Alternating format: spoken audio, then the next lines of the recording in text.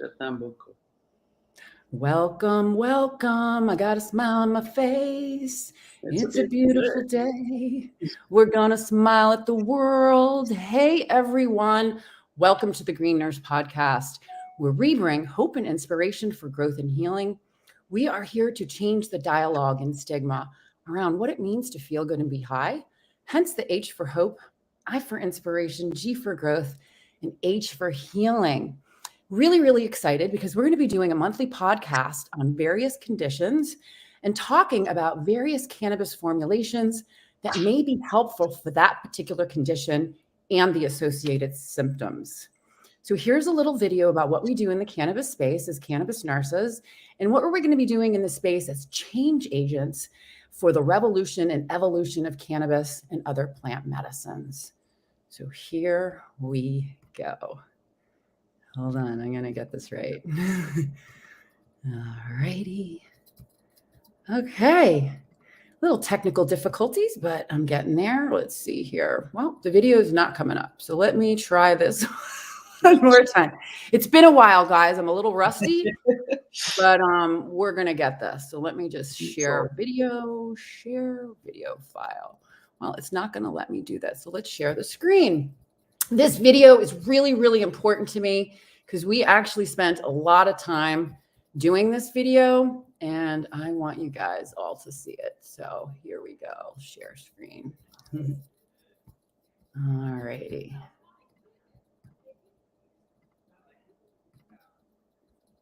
All right, here it is, finally, ta-da! Okay, wow. Yeah, we have some, I got a smile on my face. Here we go. Please help me change the paradigm of healthcare.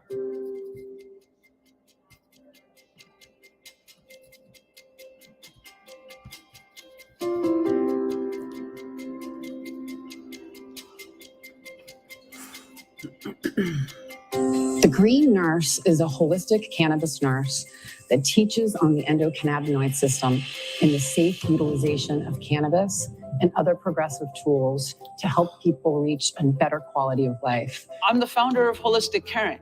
We're based here in California, and we do educational programs and case management for patients on how to use cannabis therapeutically as a medicine. We're also here to decrease stigma around what it means to feel good and be high, hence the H for hope, I for inspiration, G for growth, and H for healing.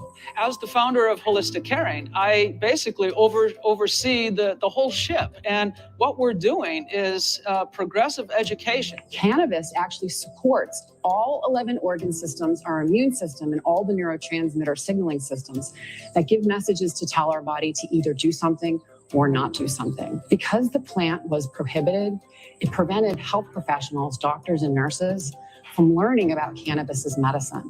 I want to change the paradigm of healthcare and us paving the way into a new vanguard of medicine. And I'm excited to really bring this into light. There's a company called Cannabis that we're merging with, and we will now be doing global education. It's about education, it's about empowerment, it's about teaching people how to feel good, bridging the gap from what they're not getting from traditional medicine, utilizing different plant medicines, adaptogens, tips, tricks, hugs, and nugs of information to support and nourish the most important system in our body.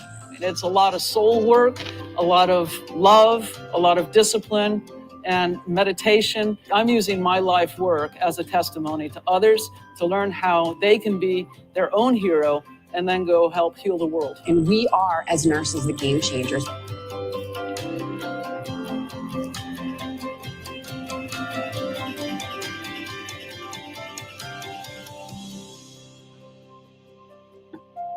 Yeah. There we go. We got that. Now I have to stop it. Just like I said, a little technical difficulties here. So welcome everyone to the Green Nurse Podcast. I'd like to introduce my business partner and co-host for our Green Nurse Holistic Caring monthly educational webinar podcast. Elisabeth Mack is here in the house. Yes. So, Elisabeth has quite an impressive role in the cannabis space over the past few years. So I just have to edify you, Elisabeth, because you're amazing. She's the CEO and founder of Holistic Caring and the Green Nurse. She's president of Holistic Caring, Inc., which is a 501c3 nonprofit, which we're going to talk about in a little bit. She's director of clinical affairs for Canam, founding member of the Cannabis Nurses Network, treasurer of the American Cannabis Nurses Association.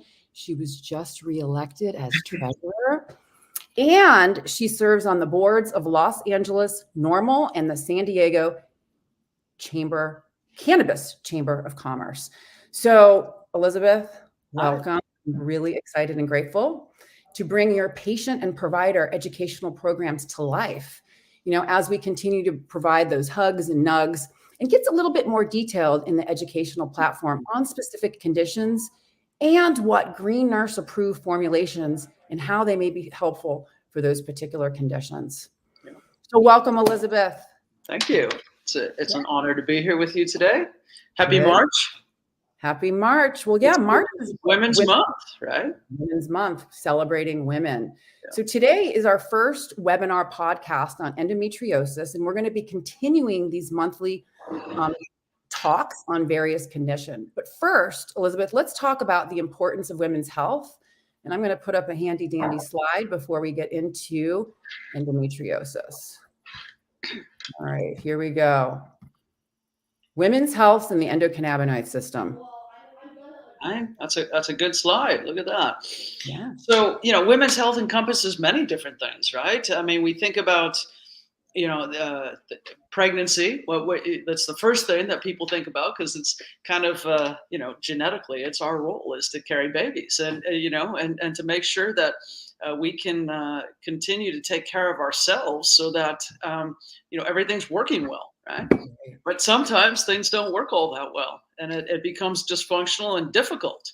And you know, the thing is, conventional care doesn't always help us. And so we're looking at things from a different way and thinking, well, maybe it's not necessarily a dysfunction that's fixable by conventional care. There might be something underlying as to why we are distressed. And so we're going to break that down today.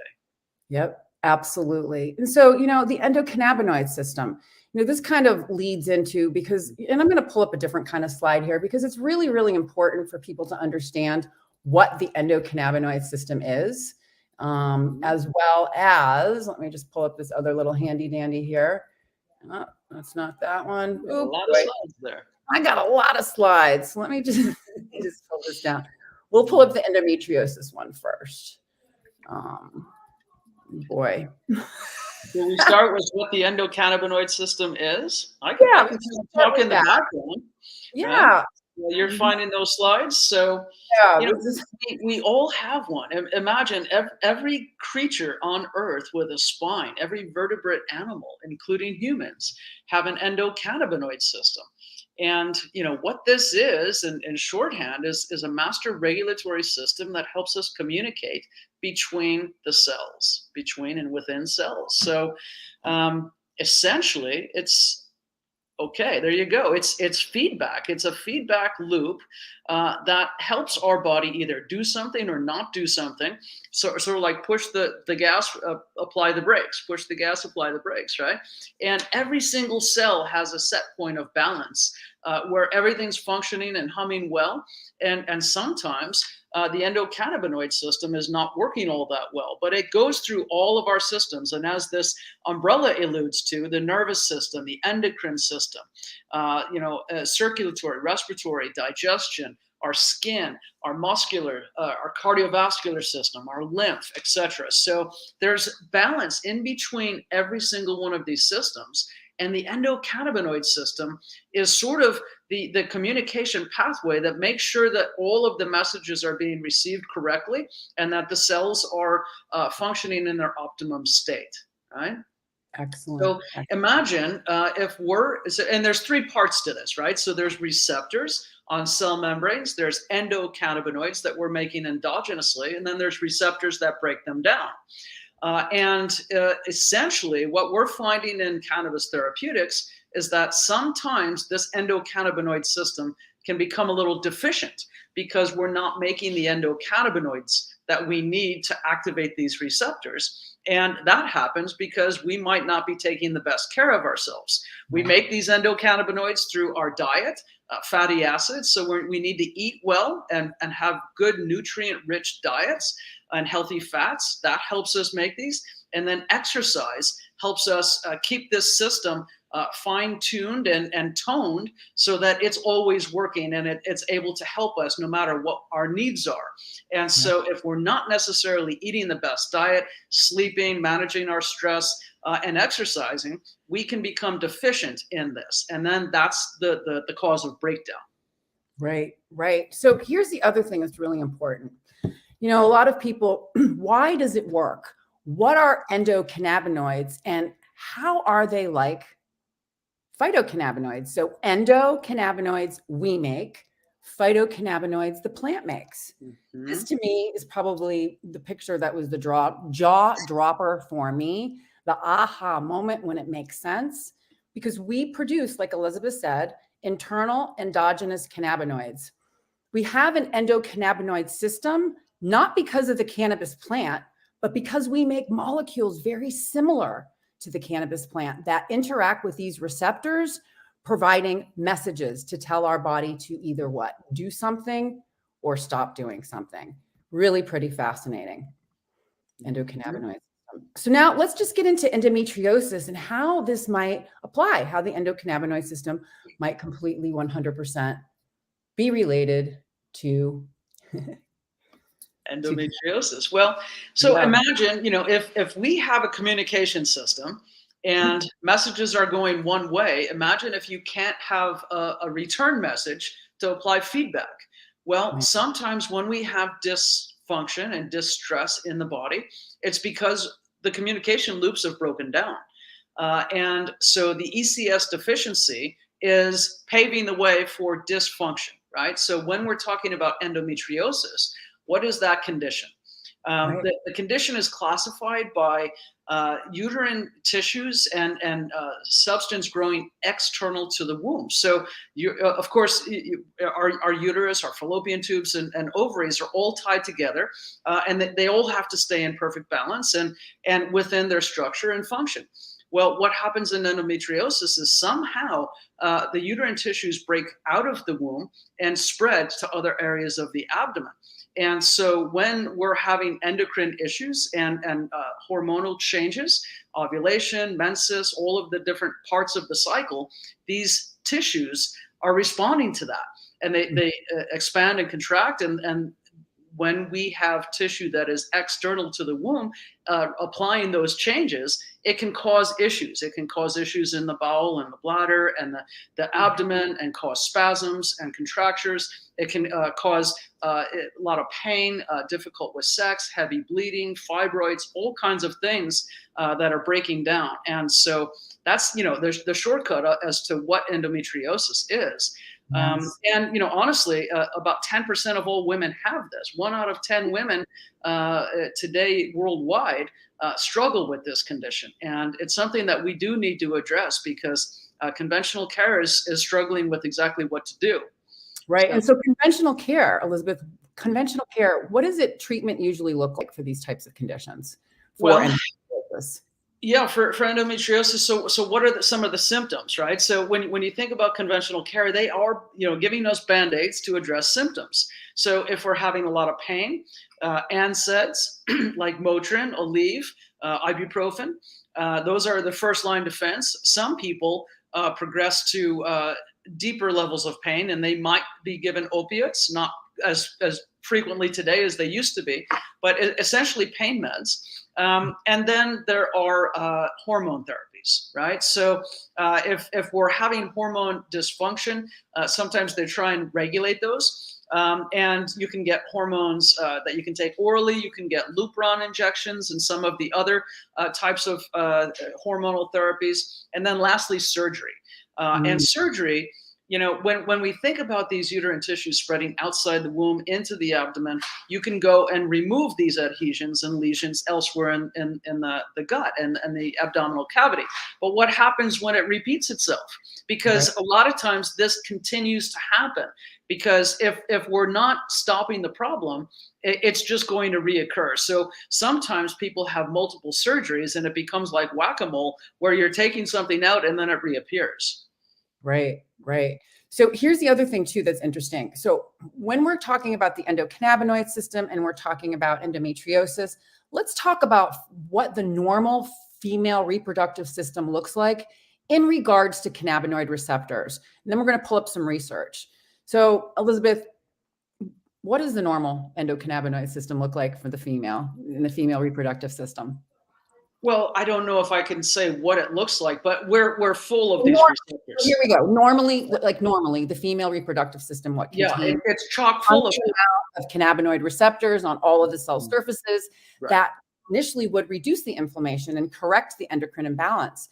So when the endocannabinoids are available, what do the receptors do? They multiply, creating more docking locations. So if a person supplements with phytocannabinoids, plant phytocannabinoids from cannabis, the compounds can saturate those same receptors and keep them properly relaying messages to restore balance, right? So this is what we're doing. What are we doing? We want to restore our body to balance or homeostasis. We want our bodies to be running like well-oiled machines. So cannabinoids can reduce symptoms such as painful spasms, inflammation, fibroids, and can help with sleep and mood. So basically, the other thing that was very interesting is over time, using phytocannabinoids may slow the proliferative growth of these external tissues that are coming out of our uterus, which can halt the progression of some of these symptoms for a lot of these women. That's right. So and thank you for covering those points. So our tissues are filled with these receptors, right? And when we have the endocannabinoids, they're docked in there and they're communicating these messages. When we're not making them, those receptors are bare and the communication pathways are broken. When we put the phytocannabinoids like CBD, THC, CBG, CBC, all of these different plant nutrients, they can bridge that gap for that patient by saturating that receptor, and then the communication can then ensue. And as you're showing here in this graph, when women are taking CBD, they're making progress. So the green is much better, and then there's a little better, and then there's no change, and the red is worsening. And as you can see across the board here on irritability and I can't read all of this, but different mood swings. Irritability, mood swings, headaches, right? Pelvic pain, bloating, food cravings, digestive upset, breast tenderness, hot flashes, low sex drive, dry skin, discomfort during sex, and urinary urgency. I don't know about you, but that's pretty debilitating to me, just looking at that. Right. So it can be very, very debilitating to so many different women.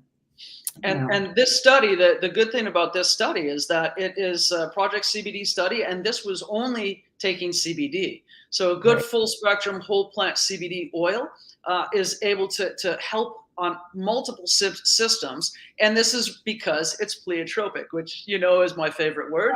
And pleiotropic is able to affect many different physiologies all at one time. So instead of taking something for pain and hormones and antidepressants and sleep, etc., we can take cannabinoids, and it's going to help all of this. Right. So really interesting. And I've got a question out here, Becky Little. What about a sterile cannabis tampon? So we're going to talk about suppositories when we get into methods of administration and products that might be helpful for this condition. So this particular slide that I pulled up is from Cannabis. And if you've been watching podcasts before, oftentimes when we're talking about specific topics, I like to reference research and what's the most current out there and kind of explain a little bit about what research is and what people are looking for as we continue to evolve, especially in the conventional system. We'll hear providers say there's not enough research, and there's a lot of research, but it's constantly evolving and developing over time. So when we look at this slide, I just kind of want to review a little bit what is out there based on endometriosis in particular clinically. And so the research shows one lab study, which is in vitro, 2 animal studies, which is in vivo, and 5 meta-analysis group of studies or white papers. So meta-analysis, a group of studies, a group of white papers, case studies with very similar outcomes. And so the interesting thing that I found was that overall positive was 75% using various cannabinoid formulations. And there's some other research too, Elisabeth, that we can get into. I've got my handy dandy notes here. Yeah, and there's not a lot of human studies with this, but that goes back to the Schedule 1 restrictions on really giving people medicines. So that Project CBD observational study, really is a testament to people trying these medicines and making some progress with them. If you can go back to that one, or maybe back to our other slides. Which one? I got this one. I like this one. Or let's see, Project CBD. There we go. That one. Yeah, right. So this is about as good as you get when somebody is polling the audience of people that are using this. And I think this was a couple thousand women that wrote back and said what they were using it for and the efficacy. Is it helping or is it worsening? And you can see, again, across the board, it's helping in so many different ways. So, when we talk about endometriosis, it encompasses many different dysfunctional issues. And of course, people have different things, right? It's not going to affect each woman exactly the same. It's not like a lab value where we can say, whether or not you're plus or minus 10%. It is subjective and it's functional. And when we think about healthcare, we want to improve quality of life so that we're functioning, that we're feeling good, and just feeling like we're running on all cylinders. Right. Exactly. Completely 100% agree. So, when we talk a little bit about research too, when we looked at those various studies, there weren't double-blind placebo. There was no clinical human trials. My big thing when it comes to research is all of these anecdotal studies, the 75% overall positive results should be an indicator that we do need to study more people. The problem with studies, in my opinion, when I evaluate them, is a lot of times they don't take into consideration the various other factors that completely 100% determine how cannabis is going to be affected in our bodies. It's really critical for people to understand that every single thing that we do or don't do, every single thing that we tell our patients to do or not do affects the endocannabinoid system. So it's really, really hard, because if we're studying people and they're taking all these, are these other factors being taken into consideration? We don't know, right? So real world evidence to me is just as important as the clinical research that exists out there today. So let's get into, let me just pull this slide down and we'll put in this one. Why it's important, right? So we have cannabis, the endocannabinoid system. Cannabis is a catalyst for health. And, what types of products exist out on the market? And what kind of, products would you recommend for someone that has endometriosis? And there's been surveys that have been done as well. And I wrote those in the notes there. So, essentially what we're looking at is, how do we reduce some of the inflammation and how do we reduce some of the pain? And overall, with respect to systemic modulation of this system, the endocannabinoid system, getting that to right the ship so that we function again. So, when we're looking at products, let's just start with reducing inflammation. That would be a good full spectrum CBD oil on a daily basis to start to minimize some of the inflammatory process. CBD can reduce some of those pro-inflammatory cytokines by limiting the amount of gene transcription and proliferation, and also just really containing inflammation in the first place. Because when something's inflamed, it's hot, it's red, it's on fire, there's activity. And what we want to do is sort of put a blanket over it so that things can calm down and go back to normal instead of constantly being inflamed. So really, that's probably the first job of a good whole plant, full spectrum CBD. And then for pain, we can use different things. You might want to bring in some THC and THCA to lower some of the inflammation pain. But essentially, you could use inhalation as needed for pain and for flare-ups, and to be able to, when we think about relativity, you always have to say 1 to 10, how bad is it? Right.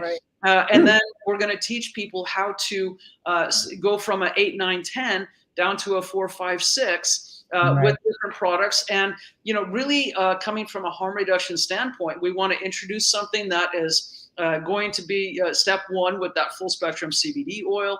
Then you can add in some ratios, maybe a 4 to 1 CBD THC oil. A lot of times so you can use a little bit of THC during the day, but not too much. Yes, Sherri. So for our new viewers that are out there, a lot of people don't understand what ratios are. CBD to THC, 1 to 4, 1 to 1, 3 to 1, 20 to 1, 100 to 1. So I think it's really important that we kind of let them know what that is. So full spectrum CBD products on the market pretty much are 20 to 1, right? It's considered 20 part CBD, 1 part THC. Exactly. And that's yeah. So it's just so when we're talking about a 3 to 1, right? It would be 3 part CBD to 1 part THC. So let's give an example. For example, 100 milligrams, if we broke it down, 3 parts CBD would be 75 milligrams. 1 part THC would be 25 milligrams. And so that's just a little bit of an example to kind of put it into perspective. And normally that dropper is going to be about 10 milligrams per milliliter. So, if we're looking at that, so we're going to look at about 6.5 of CBD and 3.5 of THC with a 3 to 1 oil. But there's all kinds of different ratios, but this plant grows in different variations, right? You can have Chemovar 1, which is high THC, Chemovar 2, which is a balanced 1 to 1 to CBD and THC, and Chemovar 3, which is a high CBD plant. And so breeders, yes. There's a 4th one that was just announced in Cannabis, Chemotype 4, which is CBG dominant particular types of plants and formulations. CBG dominant. Yes. So chemotype 1 is THC. Chemotype 2 is equal THC CBD. Chemotype 3 is more CBD than THC.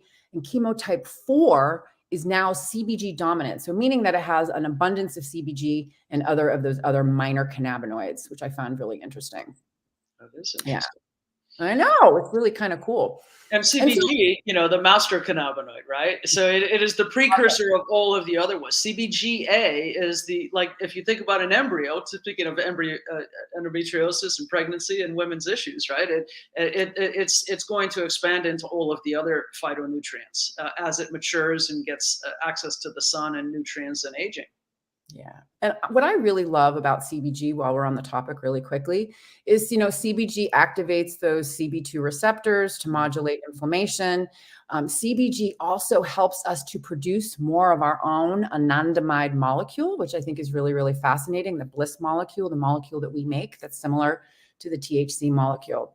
Really, really fascinating. So the other products too that are really important is topicals. How might someone use a topical lotion, balm, salve, roll-on? How might someone want to use that? Yeah, so we have CB1 and CB2 receptors in our skin. CB2 receptors are going to be activated and turn down the inflammatory issues and soften some of the response. And CB1 receptors are going to turn down the receptors on pain. The pain signaling, right? So together they can provide comfort, localized comfort to the abdomen, to the back, different areas of the pelvis. And so activating that locally is going to help turn down, again, 1 to 10, how bad is this? If we apply a good topical, and I like ones that have a little bit of CBD and THC, but a good full spectrum CBD one is going to be just as effective for some people. It's going to give that local comfort. And it's a great first step for people that are a little hesitant to try cannabis. They don't know if they can, and also it's not going to get into the bloodstream. So anybody that worries about drug testing and that sort of thing, then they can use topicals and not have any fear about that. Yeah. And just the reason why, because a lot of people want to know, well, how come patches go into your bloodstream and topicals don't. And it has to do with a particular ingredient that's in it to break down to allow the capillary to absorb that oil. So if you think about cannabis oil is very thick, it's very viscous, and it's hard. You can get into the skin, it can activate the receptors, but getting into the bloodstream is difficult unless there's a particular chemical that they put on that patch to break it down so absorption happens. So really, really good stuff. Now, the other one I want to talk about is very controversial and is inhalation, right? Inhalation. People are like, oh, I don't want to smoke. Oh, cannabis inhalation is bad. Oh. I like to look at inhalation is another delivery method, a method of administration. When we're looking at all the different tools that are out there, I like people to consider it durable medical equipment. And how might inhalation be helpful? You know, how might it be helpful? Well, number one, if someone's having nausea in regards to their endometriosis, if they're having the cramping, they're having a difficult time eating, inhalation works instantly. And inhalation can actually help you to decrease that nausea so you can actually get in another method of administration, whether it might be a tincture or a capsule or, you know, an oil, like whatever method you need to get in to help. So inhalation, you know, you need to look at risk benefit ratio. Why are you using the inhalation? You know, the goal of cannabis is to take the least amount of cannabinoids to get the therapeutic effect so you can function optimally. And inhalation can be a really, really great tool for those that have a hard time consuming, getting it in right away. And it's quick acting. It's short. It's not as, you know, it's instantaneous within 5 minutes. It's not as long acting as some of the other methods of administration, and it can help people, like I said, you know, get to that the ability to be able to consume in other ways. So, you know, a little bit of THC, a little bit of CBD, inhaling, what can it do? It can add emotional benefits, improve sleep, relaxation, and it can improve energy from getting that restorative sleep.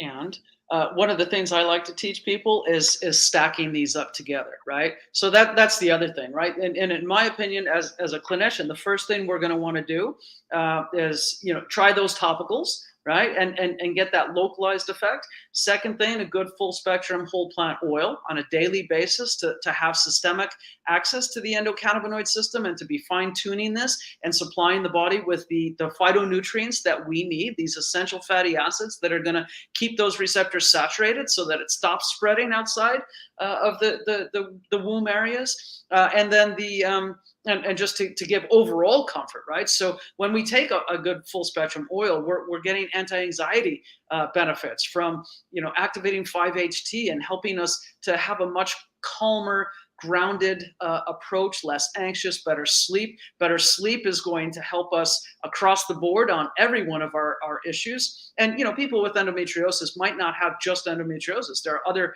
you know, physicalities that can break down, because if we do have an endocannabinoid system deficiency, the odds are you're going to have some other issues that you're struggling with as well. So, and that full spectrum oil is going to help you systemically.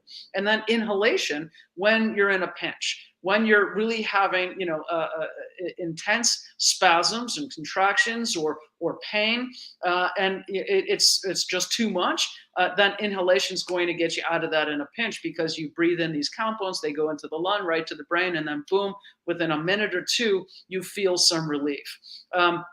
You know, and I actually had endometriosis. I used to have severe stomach issues. And so whenever I ovulated right in here, it was like there was a vice. And I couldn't do anything. There was one time I woke up at 5 a.m. and I actually kicked a hole in the wall because I was in so much pain. And that was sort of at the end of the rope for me. Nothing was working. I was having severe migraines. I was having severe endocrine issues because of this whole thing. And, you know, eventually they just did a surgery on me and took everything out. So, you know, at 29 years old, I had a radical hysterectomy, and they removed all my parts, you know, and I just had to stay on hormone replacement therapy until, gosh, 2017, when I finally went to a naturopath and she said, "You've been on this too long. We're going to have to switch you out." But this is the trajectory for people that have a lot of dysfunction and dysregulation and aren't getting the endocannabinoid system nutrients that they need.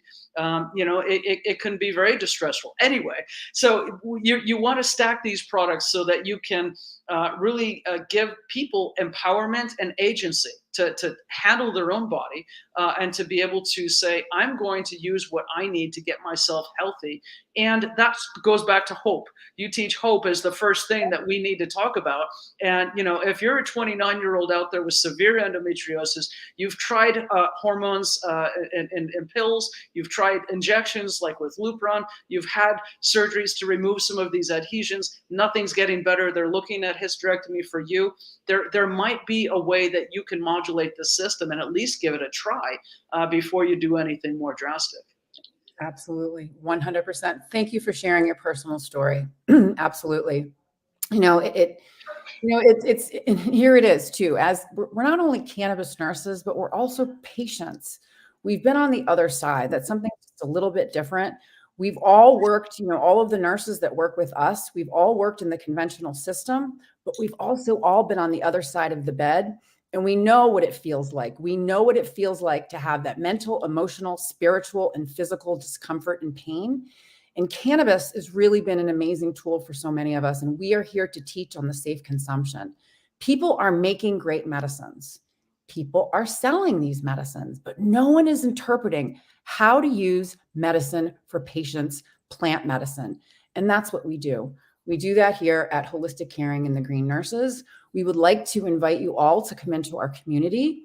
It is a free community off of social media. It is run by registered nurses. There is a free introductory to cannabis course. Thank you, Nurse Elisabeth. Free patient portal and support group, free book club. And so we're going to be providing education as we continue. If you go right to the website, the very first thing it says, join our community here. Please come into the community. We're here to educate and empower you. We're here to hold your hand until you're ready to let go. And just really quickly, our nonprofit just formulated, and I'm going to have Elisabeth talk a little bit about that because we're going to be launching a nurse line in the next month. And Elisabeth, why don't you just give a little scoop on our nonprofit that we just formed? And then I'm going to get the last video up to wrap up. Okay. So Holistic Caring Inc. Is a 501c3 organization that we founded so that we would be able to run that free nurse line and take donations and then treat people for no cost because, people are curious about this. A lot of times, they're like, how do I get started? And is this for me? Most of the time they just have, a couple minutes of questions before they get comfortable with, yes, I do need an appointment. Yes, this is something I can use, and it's like, my age, my condition, my state. If I live in a legal state, do I have access to these medicines? Can I buy CBD online? How do I know what to look for? What are good quality medicines, etc. And is this something that could be for me? And that free nurse line is going to quickly and easily assuage their fears, point them in the right direction, and give them some hope and inspiration to take that next step. So whether that be, I need to take a deep dive program, I need to speak to a nurse, in depth because I have multiple different pharmaceuticals or different conditions, or maybe I have something very serious like cancer and autoimmune condition.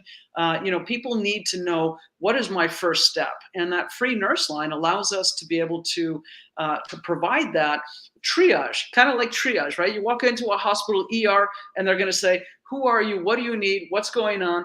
And then we'll route you in the right place. And this Holistic Caring Inc. is going to do that. It's going to be triage for the whole world, really, because we're going to be able to take calls from everywhere, and to be able to give people that basic information and partner with some brands that also want to extend some clinical tips to their consumers, and we'll be able to help them to relay these messages of what is special about them, right? How do their products work? Who are they going to be targeting? And what are the basic starting points and expectations that we can set and manage for these people? So it's essentially taking everything we do on our nurse coaching and drilling it down to just a quick little interaction where somebody is going to be able to get going. And then the other thing is, you're Green Nurse approved. We're going to be vetting other vendors and talking about, what that process is. How do you determine quality? How do you know that the potency is verified, that it's free from any contaminants? This is a plant that grows in the soil. It can pull up nasty things from the dirt if it's not done right. So we want to make sure that people are doing the right things and that it's free from all kinds of contaminants. The potency is there, the purity is there. And then the other thing that I'm going to let you talk about, the media sponsorships, because that's your whole gig. So. Yeah, so media sponsorship. So what we're doing is we want to elevate other companies. We want to get your message out. We want to be able to create videos of your platform. What is your story? If you're a dispensary or a CBD brand or you're in the cannabis space, we have the opportunity to help craft a podcast and an interview to really get behind what compelled you to start your company, what compelled you to start your dispensary, what compelled you to start your brand, and to get your message out there so people can hear it and they can learn. And so it's really about coming together in this big ecosystem to support each other, to elevate one another, and to get this plant, the most misunderstood plant in the entire world, into as many people's hands as possible, teaching on safe consumption. So really excited that I've had this opportunity to present with you, Elisabeth. I'm a little bit rusty. I went from doing podcasts daily to now really back to weekly. And then we're going to be Elisabeth and I are going to be presenting monthly. We're going to be having these monthly, we're going to be calling them High Noon, right? Hope, Inspiration, Growth, and Healing with Holistic Caring and the Green Nurse. So it's noon where? Noon. Well, it's going to be noon. Well, right now we're on Mountain Time, which is going to change next week. So basically it's going to be high noon Pacific time. So the next time that we meet will be in April, and we're going to be discussing gastrointestinal health, irritable bowel syndrome. And we're going to be doing another one of these presentations. It will be high noon, which is Pacific time. So we're going to end up, because we're Mountain Time, and we're going to end up going back to Pacific time this weekend. So noon wherever we are. Noon wherever we are. Exactly. Yeah. So everybody, thank you so much for joining us. And, please do remember what it's all about. It's about living your best life and helping others do the same. I'm going to end with one of my other favorite videos because I'm so proud of these. And I want you all to see the magic of what we're creating.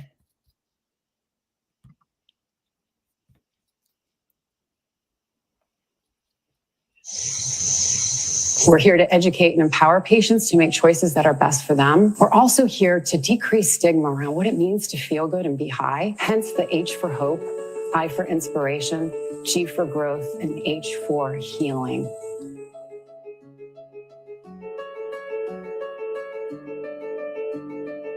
The Green Nurse is a holistic cannabis nurse that teaches on the endocannabinoid system and the safe utilization of cannabis and other progressive tools to help people reach a better quality of life. I was cannabis agnostic for many, many years. And the more research I did, the more I discovered that cannabis is this amazing medicine. I was told that I had a 4-stage pancreatic cancer. The doctor really told me he couldn't do anything else. He gave me her name, and she called me and she came to my house. She started to give me cannabis. My oncologist was puzzled because he couldn't find the cancer anymore. All of the learning that we get comes from the Green Nurses, comes from their support, comes from their guidance. I trust everything that she says. Simply meet people where they're at. The plant doesn't, stress to grow, so we don't stress to share it. We're healing people. Cannabis has been used as a medicine for tens upon thousands of years. Here's the big message. Cannabis needs to be federally legal. We need to have laws that are the same across all 50 states that allow access to anyone and everyone who wants to utilize this powerful medicine.